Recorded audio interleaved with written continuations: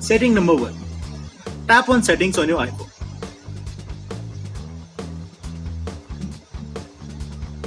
In Settings, scroll down to Privacy and tap on.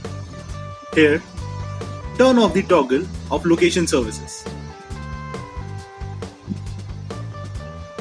Setting number 2.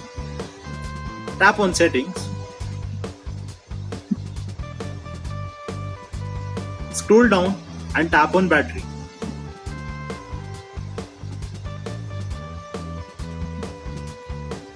Here, toggle on the low power mode.